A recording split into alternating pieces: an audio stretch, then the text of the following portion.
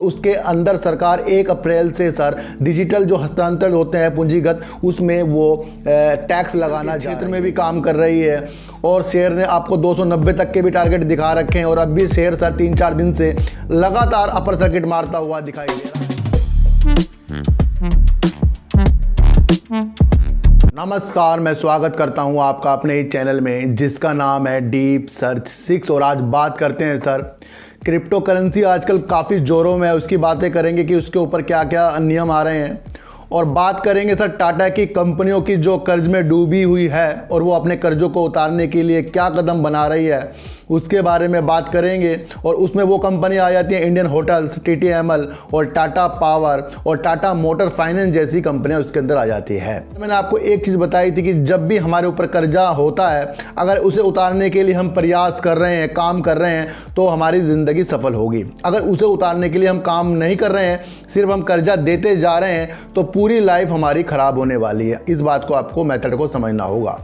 तो इसे देखते हुए सर टाटा ने एक काम किया है कि वो अपने कर्ज को कम करने के लिए, ऋण बोझ को कम करने के लिए कुछ अपने शेयरों की बिक्री और कुछ अपने पोर्टफोलियो की बिक्री कर रहा है और रकम जुटा रहा है। टाटा की एक कंपनी है सर इंडियन होटल सर, उसके ऊपर उन्होंने भी 2000 करोड़ रुपए का संस्थागत नियोजन अपने ऋण को आधा किया है। यानी कि 2000 शेयरों को उन्होंने एक संस्थागत नियोजन के तहत 2000 करोड़ रुपए जुटाए हैं और उन्होंने उसे कुछ कम अपना बोझ को किया है, यानी कि ऋण को उन्होंने कुछ कम किया है। इसी तरह ही टाटा की जो दूसरी कंपनी है टाटा मोटर फाइनेंस, 14,500 करोड़ रुपए उन्होंने भी जुटाए हैं और उसके लिए उसने SBI से वो बात कर रहा है। यानी कि कहीं ना कहीं वो अपने शेयरों को और अपने पोर्टफोलियो का कुछ हिस्सा बेचकर वो आगे बढ़ने की कुछ चीज़ें ये सोच रहे हैं। इसको भी आपको देखना ही देखना होगा। कहाँ ज़रूरत पड़ जाती है, जब बड़ी बड़ी कंपनियों में बोझ होता है ऋण का, तो वो उस तरीके से प्रगति नहीं कर पाती जिस तरह से उनको प्रगति करनी चाहिए। तो बड़ी बड़ी कंपनियां भी सर लोन ले लेती हैं और लोन को चुकाने की जो उनका बोझ होता है वो दिन भर दिन बढ़ता जाता है। अगर उसके अंदर थोड़ी सी ढिलाई कर दी, काम भले हमारा कितना अच्छा हो जाएगा, जब तक कि हमारे ऊपर कर्जा रहेगा ना, तो उस काम का कुछ वैल्यू नहीं होती और आपको शेयर सर कभी भी नीचे और कभी भी ऊपर जाता हुआ दिखाई देता रहता है। जहां इनकी कंपनी सर TTML जो एक दूरसंचार सर्विस से भी वास्ता रखती है, डिजिटल के क्षेत्र में भी काम कर रही है और शेयर ने आपको 290 तक के भी टारगेट दिखा रखे हैं और अब भी शेयर सर 3-4 दिन से लगातार अपर सर्किट मारता हुआ दिखाई दे रहा है। उन्होंने भी सर 2420 करोड़ रुपए जुटाए हैं और अपने कर्ज को कम किया है। और चीज़ मैं आपको बता दूं सर, टाटा सन्स ने भी इसके अंदर कुछ पूंजी डालकर इसके ऋण को और कम करने की एक मंशा कुछ दिनों पहले बनाई थी, वो भी आपको पता है। यानी कि TTML के ऊपर भी कर्जा है, वो भी उसे उतारने के लिए कंपनी काम कर रही है और अपने पोर्टफोलियो, कुछ हिस्से पोर्टफोलियो के और शेयरों को बेचकर वो इस तरह के काम करती जा रही है।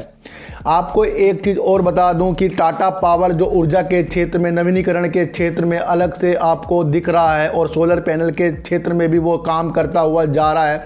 उन्होंने भी सर 25,000 करोड़ रुपए एक निवेश ट्रस्ट में हस्तांतरित करते हुए उन्होंने भी अपने कर्ज को थोड़ा कम किया है। यानी कि टाटा पावर ने भी सर 25,000 करोड़ रुपए करीब के शेयर या उनके कुछ पोर्टफोलियो के हिस्से एक निवेश ट्रस्ट में हस्तांतरित कर दिए हैं, जिससे उन्हें आगे की प्रगति की ओर जाने का अच्छा साधन मिल रहा है। बैंकरों ने कहा है कि इसके अंदर सर काम तो तेज़ी से चल रहा है, लेकिन उस तेज़ी के साथ इसमें काम नहीं चल रहा है जिस तेज़ी के हिसाब से इसके अंदर टाटा के नाम से काम चलना चाहिए। यानी कि आपको पता रहना चाहिए कि टाटा की कंपनियों में अभी भी कहीं ना कहीं ऋण वाली जो चीज़ आ रही है, बोझ वाली जो चीज़ आ रही है, इस न्यूज़ के तहत आपको कहीं ना कहीं एक दिशा दे रही है कि अभी हमें जो TTML हो गया, टाटा के जो इंडियन होटल हो गया या फिर इनके टाटा पावर हो गए, उसमें हमें इनके काम को देखते हुए तो दिमाग लगाना है, लेकिन कहीं ना कहीं ये भी नहीं भूलना है कि अगर इसके अंदर हमें इन्वेस्ट करना है तो इसके अंदर इनका भी अब अंदरूनी जो कर्जा होता है, बोझ होता है ऋण का, वो ये कम कर रहे हैं।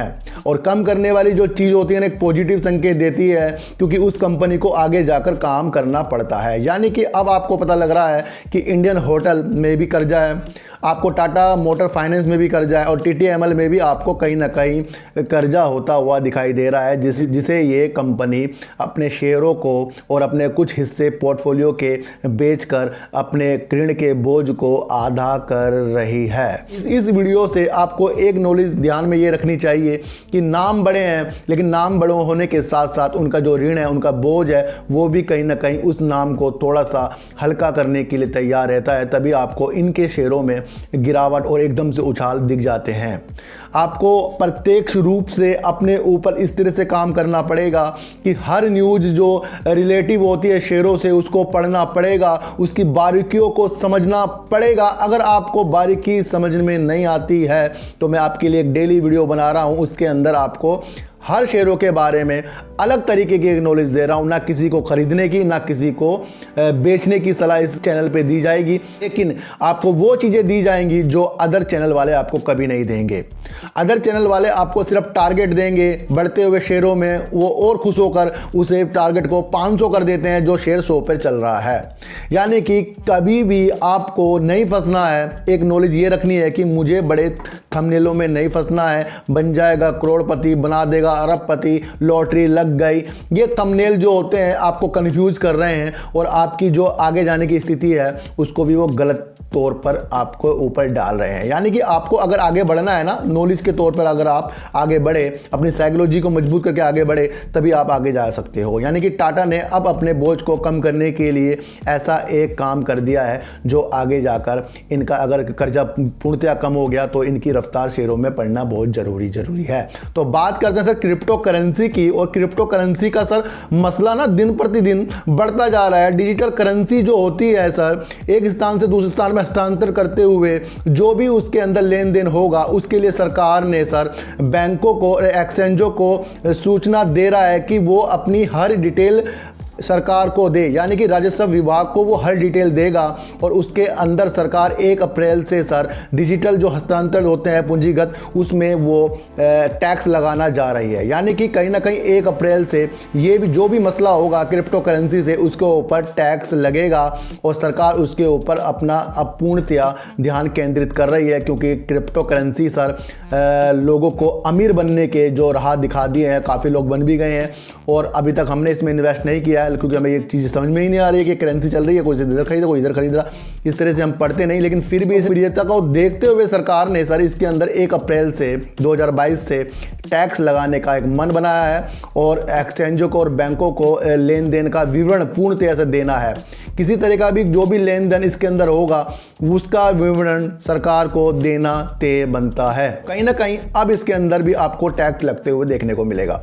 फिर भी मेरा मानना है कि अगर ज़्यादा नॉलेज हमें क्रिप्टो करेंसी की नहीं हुई तो उससे हमें दूर रहना चाहिए, क्योंकि ये जो खेल होते हैं ना, जो सिर्फ घूम ही रहे हैं, पता ही नहीं लग रहा है क्या चीज़ है। भाई एक सिक्का है, उसमें अब लोग बाग खरीदते जा रहे हैं, बेचते जा रहे हैं कुछ पॉइंटों में, और काफ़ी इसके अंदर अब ऐप भी बन चुके हैं। तो थोड़ी सी आपको अपना ध्यान रखकर, अपने को सेव कर कर ही कुछ आगे जाकर आपको मुकाम हासिल करना पड़ेगा। यानी कि सरकार हमारी इसके अंदर अच्छी तरह हमें समझाने के लिए इसके अंदर तत्पर तैयार हो रही है। तो सारी चीज़ों को देखिए सर, हर चीज़ों में अपना दिमाग लगाइए सर, और जो आपको अच्छा लगता है उस राह पर निकल जाइए, क्योंकि जो चीज़ आपको अच्छी लग गई है उसे कुछ दूसरे लोग बेकार बताएं वो संभव नहीं होता। जो दिल को अच्छा लग गया, दिल को भा गया, उस पे हमें वर्क करना चाहिए। तो टाटा की सारी समस्याओं पे आपको ध्यान देना है कि ऋण को वो कम कर रही है, क्रिप्टो करेंसी में टैक्स सरकार लगाना चाह रही है, लेन देन जो भी होगा सरकार को बताना पड़ेगा। तो सारी अच्छी न्यूज़ है, इस न्यूज़ को आपको अपने जहन में उतारना पड़ेगा, और उसके बाद ही टाटा के शेयरों में जो मैंने आपको बताया उस पर काम आपको करना पड़ेगा। तो सारी संभावना मेरी वीडियो में आपको मिलेगी, और मेरी वीडियो में आने का आपको बहुत बहुत धन्यवाद। सब्सक्राइब भले मत कीजिए, लेकिन जो मैं कह रहा हूं उसको प्यार से जरूर सुनिए ही सुनिए।